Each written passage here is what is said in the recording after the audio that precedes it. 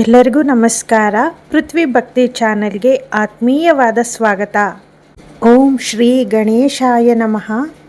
ಆಷಾಢ ಮಾಸದ ಶುಕ್ರವಾರದಂದು ಈ ಮಂತ್ರವನ್ನು ಭಕ್ತಿಯಿಂದ ಕೇಳುವುದು ಅಥವಾ ಜಪಿಸುವುದು ಧನ, ಐಶ್ವರ್ಯ, ಸೌಭಾಗ್ಯ, ಸುಖ, ಶಾಂತಿ ಹಾಗೂ ಸಮೃದ್ಧಿಯನ್ನು ಕರುಣಿಸುತ್ತದೆ. ಶ್ರೀ ಮಹಾಲಕ್ಷ್ಮೀ ದೇವಿಯ ದಿವ್ಯ ಕೃಪೆ ನಿಮ್ಮ ಮತ್ತು ನಿಮ್ಮ ಕುಟುಂಬದ ಮೇಲೆ ಸದಾ ಇರಲಿ. ಮಹಾಲಕ್ಷ್ಮೀ ದೇವಿಯ ಈ ಶಕ್ತಿಶಾಲಿ ಮಂತ್ರ ನಿಮಗೆ ಇಷ್ಟವಾದರೆ ಲೈಕ್ ಮಾಡಿ, ನಿಮ್ಮ ಕುಟುಂಬ ಮತ್ತು ಸ್ನೇಹಿತರೊಂದಿಗೆ ಶೇರ್ ಮಾಡಿ ಹಾಗೂ ಇನ್ನಷ್ಟು ಭಕ್ತಿ ವಿಡಿಯೋಗಳಿಗಾಗಿ ಪೃಥ್ವಿ ಭಕ್ತಿ ಚಾನಲನ್ನು ಸಬ್ಸ್ಕ್ರೈಬ್ ಮಾಡಿಕೊಳ್ಳಿ. ಈಗ ಭಕ್ತಿಯಿಂದ ಮಹಾಲಕ್ಷ್ಮೀ ದೇವಿಯನ್ನು ಧ್ಯಾನಿಸುತ್ತಾ ಈ ಮಂತ್ರವನ್ನು ಪಠಿಸೋಣ.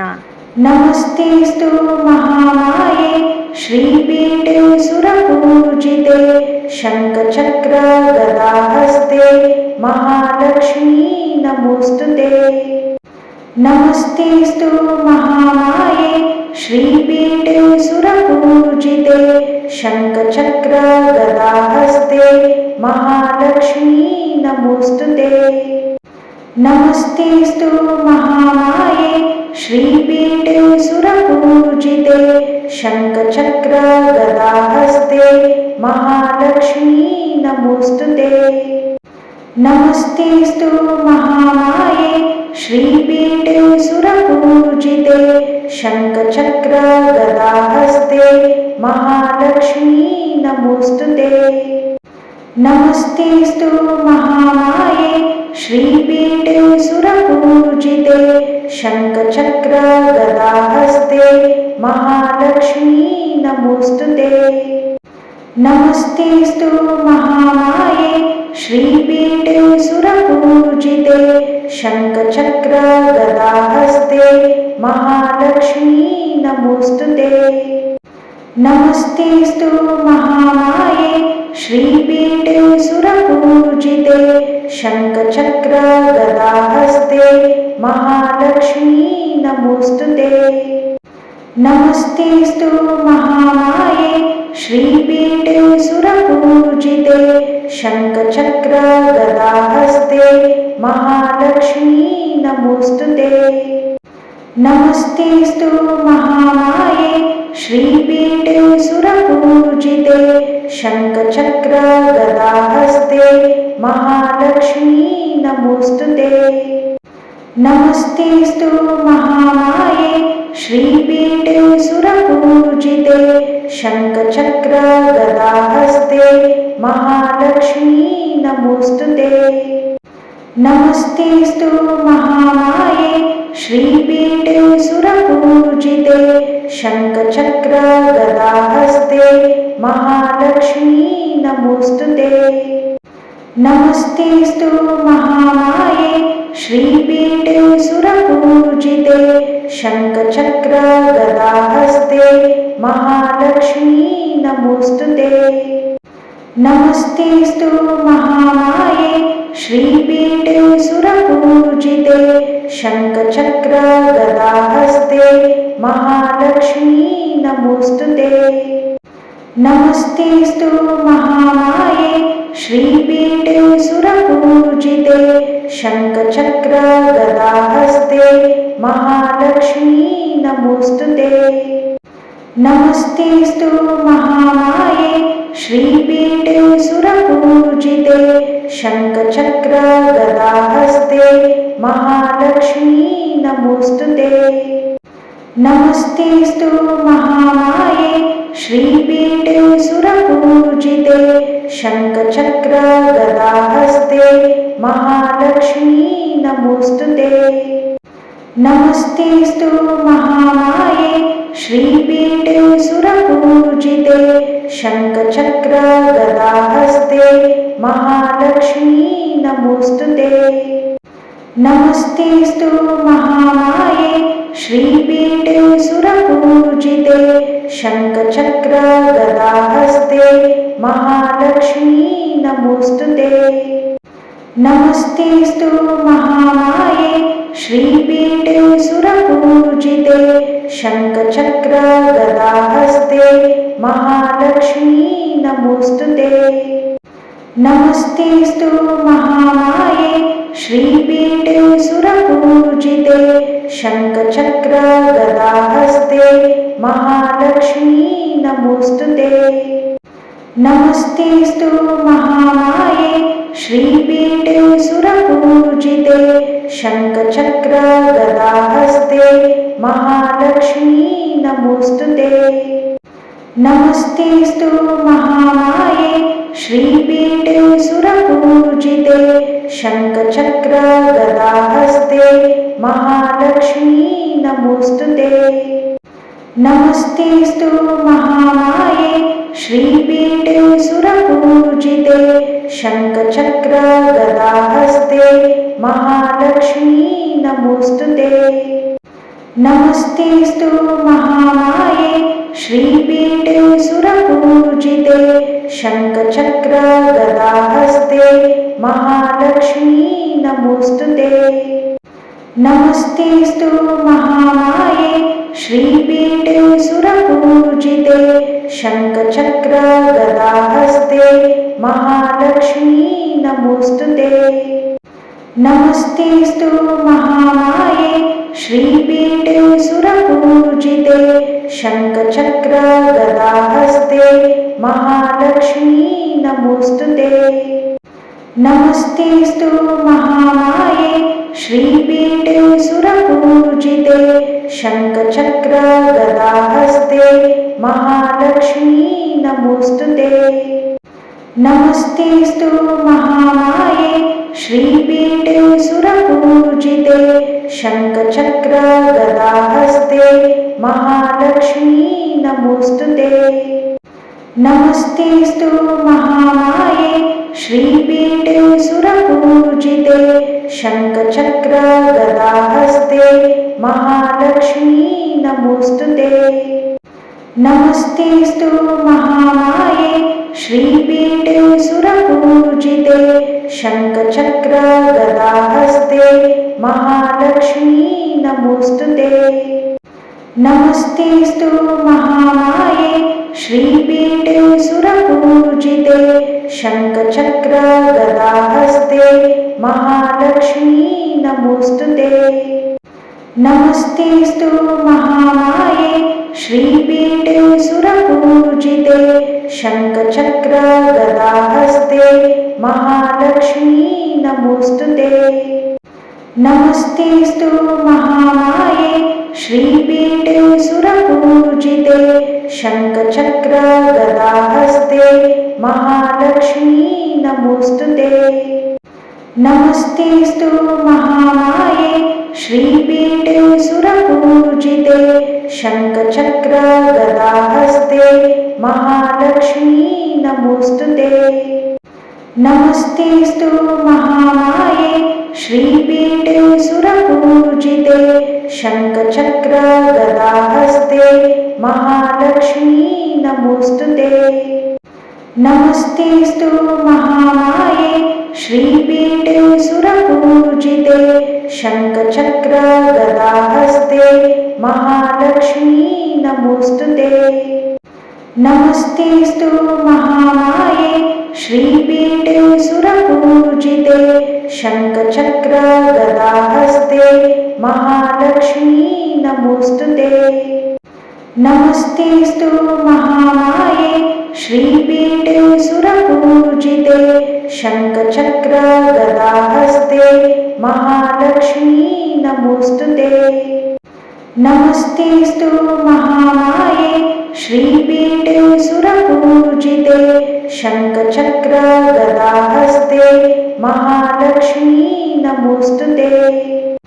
नमस्तेऽस्तु महामाये श्रीपीठे सुरपूजिते शङ्खचक्रगदाहस्ते महालक्ष्मी नमोऽस्तुते।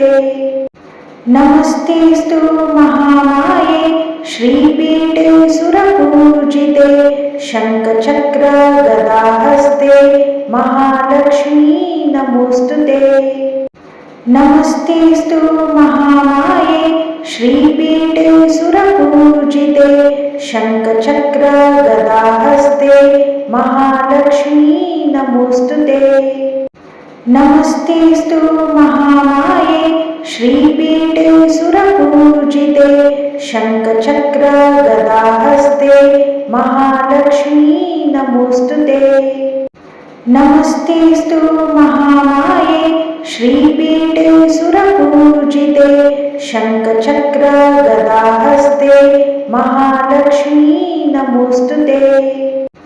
नमस्तेऽस्तु महामाये श्रीपीठे सुरपूजिते शङ्खचक्रगदाहस्ते महालक्ष्मी नमोऽस्तुते। नमस्तेऽस्तु महामाये श्रीपीठे सुरपूजिते शङ्खचक्रगदाहस्ते महालक्ष्मी नमोऽस्तुते। नमस्तेऽस्तु महामाये श्रीपीठे सुरपूजिते शङ्खचक्रगदाहस्ते महालक्ष्मी नमोऽस्तुते।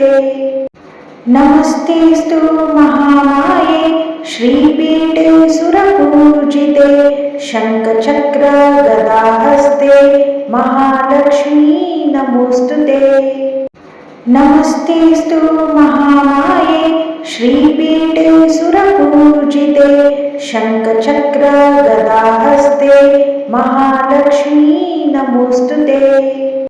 नमस्तेऽस्तु महामाये श्रीपीठे सुरपूजिते शङ्खचक्रगदाहस्ते महालक्ष्मी नमोऽस्तुते। नमस्तेऽस्तु महामाये श्रीपीठे सुरपूजिते शङ्खचक्रगदाहस्ते महालक्ष्मी नमोऽस्तुते।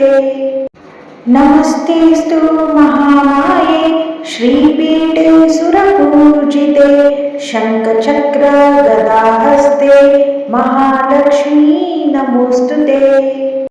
नमस्तेऽस्तु महामाये श्रीपीठे सुरपूजिते शङ्खचक्रगदाहस्ते महालक्ष्मी नमोऽस्तुते। नमस्तेऽस्तु महामाये श्रीपीठे सुरपूजिते शङ्खचक्रगदाहस्ते महालक्ष्मी नमोऽस्तुते। नमस्तेऽस्तु महामाये श्रीपीठे सुरपूजिते शङ्खचक्रगदाहस्ते महालक्ष्मी नमोऽस्तुते। नमस्तेऽस्तु महामाये श्रीपीठे सुरपूजिते शङ्खचक्रगदाहस्ते महालक्ष्मी नमोऽस्तुते। नमस्तेऽस्तु महामाये श्रीपीठे सुरपूजिते शङ्खचक्रगदाहस्ते महालक्ष्मी नमोऽस्तुते। नमस्तेऽस्तु महामाये श्रीपीठे सुरपूजिते शङ्खचक्रगदाहस्ते महालक्ष्मी नमोऽस्तुते। नमस्तेऽस्तु महामाये श्रीपीठे सुरपूजिते शङ्खचक्रगदाहस्ते महालक्ष्मी नमोऽस्तुते। नमस्तेऽस्तु महामाये श्रीपीठे सुरपूजिते शङ्खचक्रगदाहस्ते महालक्ष्मी नमोऽस्तुते। नमस्तेऽस्तु महामाये श्रीपीठे सुरपूजिते शङ्खचक्रगदाहस्ते महालक्ष्मी नमोऽस्तुते। नमस्तेऽस्तु महामाये श्रीपीठे सुरपूजिते शङ्खचक्रगदाहस्ते महालक्ष्मी नमोऽस्तुते। नमस्तेऽस्तु महामाये श्रीपीठे सुरपूजिते शङ्खचक्रगदाहस्ते महालक्ष्मी नमोऽस्तुते। नमस्तेऽस्तु महामाये श्रीपीठे सुरपूजिते शङ्खचक्रगदाहस्ते महालक्ष्मी नमोऽस्तुते। नमस्तेऽस्तु महामाये श्रीपीठे सुरपूजिते शङ्खचक्रगदाहस्ते महालक्ष्मी नमोऽस्तुते। नमस्तेऽस्तु महामाये श्रीपीठे सुरपूजिते शङ्खचक्रगदाहस्ते महालक्ष्मी नमोऽस्तुते। नमस्तेऽस्तु महामाये श्रीपीठे सुरपूजिते शङ्खचक्रगदाहस्ते महालक्ष्मी नमोऽस्तुते। नमस्तेऽस्तु महामाये श्रीपीठे सुरपूजिते शङ्खचक्रगदाहस्ते महालक्ष्मी नमोऽस्तुते।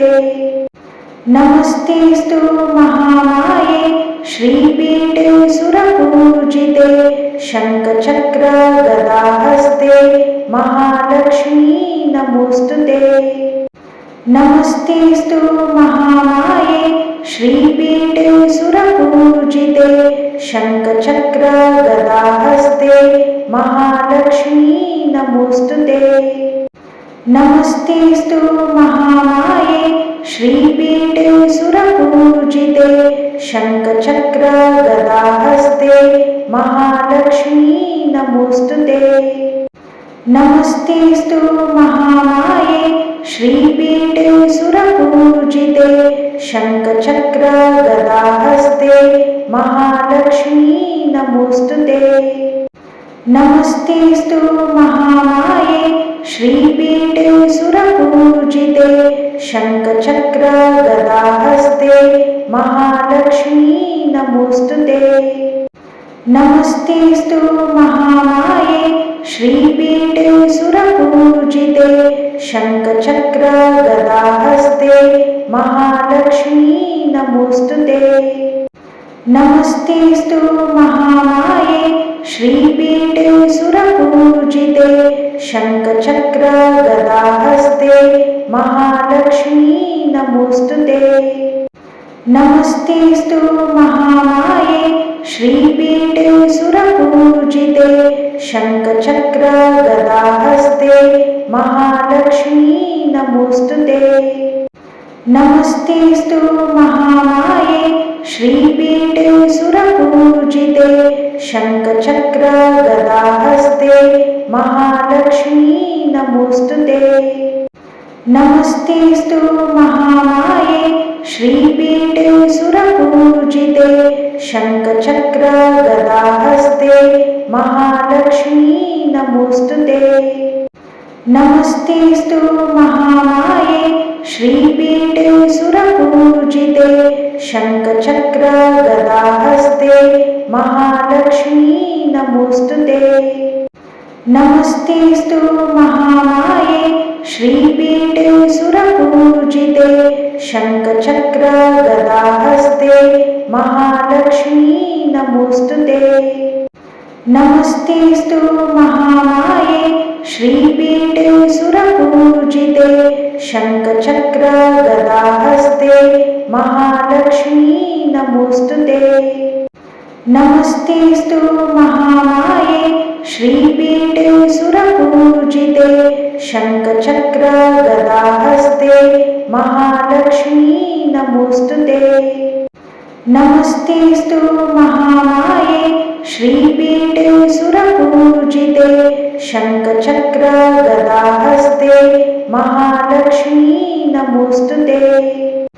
नमस्तेऽस्तु महामाये श्रीपीठे सुरपूजिते शङ्खचक्रगदाहस्ते महालक्ष्मी नमोऽस्तुते।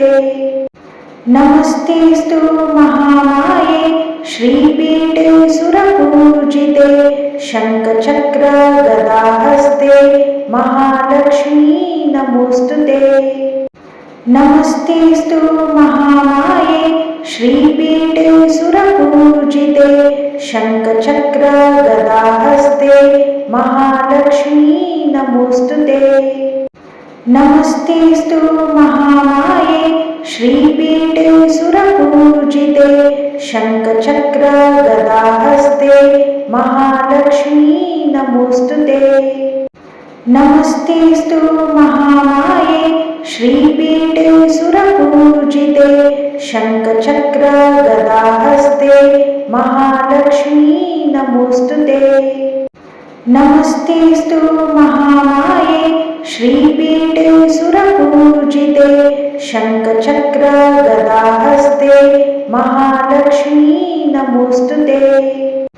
नमस्तेस्तु महामाये श्रीपीठे सुरपूजिते शङ्खचक्रगदाहस्ते महालक्ष्मी नमोऽस्तुते। नमस्तेस्तु महामाये श्रीपीठे सुरपूजिते शङ्खचक्रगदाहस्ते महालक्ष्मी नमोऽस्तुते। नमस्तेस्तु महामाये श्रीपीठे सुरपूजिते शङ्खचक्रगदाहस्ते महालक्ष्मी नमोऽस्तुते। नमस्तेस्तु महामाये श्रीपीठे सुरपूजिते शङ्खचक्रगदाहस्ते महालक्ष्मी नमोऽस्तुते। नमस्तेस्तु महामाये श्रीपीठे सुरपूजिते शङ्खचक्रगदाहस्ते महालक्ष्मी नमोऽस्तुते। नमस्तेस्तु महामाये श्रीपीठे सुरपूजिते शङ्खचक्रगदाहस्ते महालक्ष्मी नमोऽस्तुते। नमस्तेस्तु महामाये श्रीपीठे सुरपूजिते शङ्खचक्रगदाहस्ते महालक्ष्मी नमोऽस्तुते। नमस्तेस्तु महामाये श्रीपीठे सुरपूजिते शङ्खचक्रगदाहस्ते महालक्ष्मी नमोऽस्तुते। नमस्तेस्तु महामाये श्रीपीठे सुरपूजिते शङ्खचक्रगदाहस्ते महालक्ष्मी नमोऽस्तुते। नमस्तेस्तु महामाये श्रीपीठे सुरपूजिते शङ्खचक्रगदाहस्ते महालक्ष्मी नमोऽस्तुते।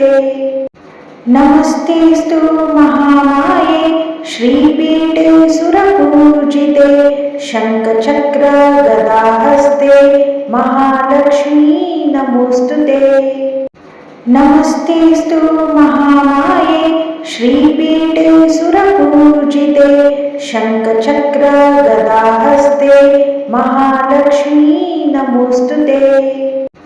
नमस्तेस्तु महामाये श्रीपीठे सुरपूजिते शङ्खचक्रगदाहस्ते महालक्ष्मी नमोऽस्तुते। नमस्तेस्तु महामाये श्रीपीठे सुरपूजिते शङ्खचक्रगदाहस्ते महालक्ष्मी नमोऽस्तुते। नमस्तेस्तु महामाये श्रीपीठे सुरपूजिते शङ्खचक्रगदाहस्ते महालक्ष्मी नमोऽस्तुते।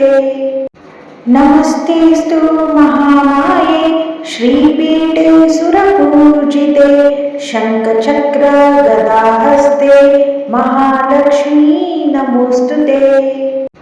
नमस्तेस्तु महामाये श्रीपीठे सुरपूजिते शङ्खचक्रगदाहस्ते महालक्ष्मी नमोऽस्तुते। नमस्तेस्तु महामाये श्रीपीठे सुरपूजिते शङ्खचक्रगदाहस्ते महालक्ष्मी नमोऽस्तुते। नमस्तेस्तु महामाये श्रीपीठे सुरपूजिते शङ्खचक्रगदाहस्ते महालक्ष्मी नमोऽस्तुते।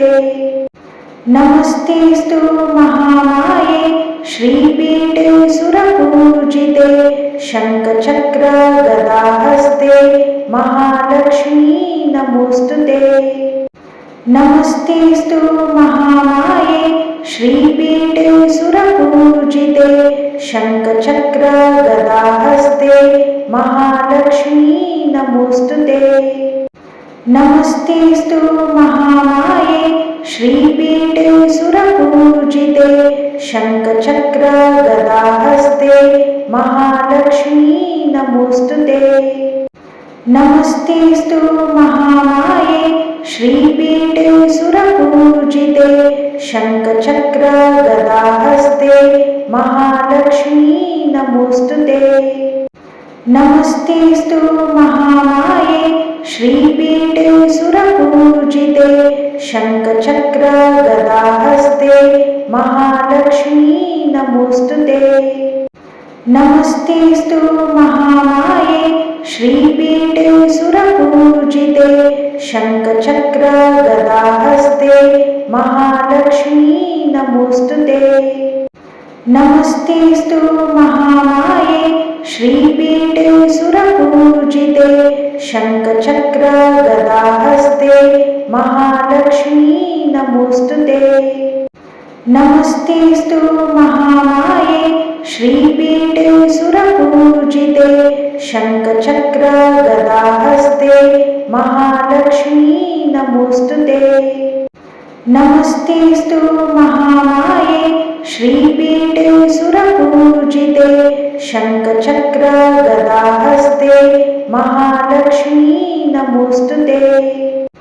नमस्तेस्तु महामाये श्रीपीठे सुरपूजिते शङ्खचक्र गदाहस्ते महालक्ष्मी नमोस्तुते।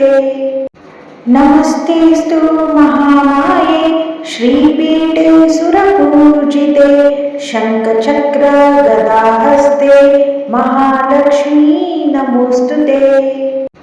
नमस्तेस्तु महामाये श्रीपीठे सुरपूजिते शङ्खचक्र गदाहस्ते महालक्ष्मी नमोस्तुते। नमस्तेस्तु महामाये श्रीपीठे सुरपूजिते शङ्खचक्र गदाहस्ते महालक्ष्मी नमोस्तुते। नमस्तेस्तु महामाये श्रीपीठे सुरपूजिते शङ्खचक्र गदाहस्ते महालक्ष्मी नमोस्तुते। नमस्तेस्तु महामाये श्रीपीठे सुरपूजिते शङ्खचक्र गदाहस्ते महालक्ष्मी नमोस्तुते। नमस्तेस्तु महामाये श्रीपीठे सुरपूजिते शङ्खचक्र गदाहस्ते महालक्ष्मी नमोस्तुते। नमस्तेस्तु महामाये श्रीपीठे सुरपूजिते शङ्खचक्र गदाहस्ते महालक्ष्मी नमोस्तुते। नमस्तेस्तु महामाये श्रीपीठे सुरपूजिते शङ्खचक्र गदाहस्ते महालक्ष्मी नमोस्तुते।